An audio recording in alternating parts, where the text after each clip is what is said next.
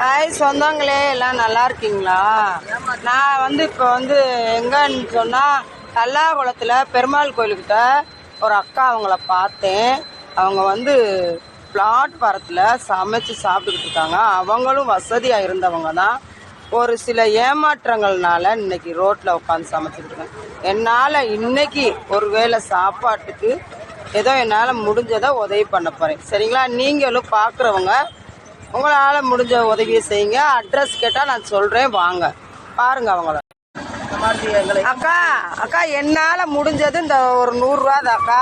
நீங்கள் இன்னைக்கு ஒரு சாப்பாட்டுக்கு வச்சுக்கோங்க. எனக்கு உதவி செய்கிறாங்க, அதான் உங்களுக்கு என்னால் முடிஞ்சதை செய்கிறேன். சரிங்களா?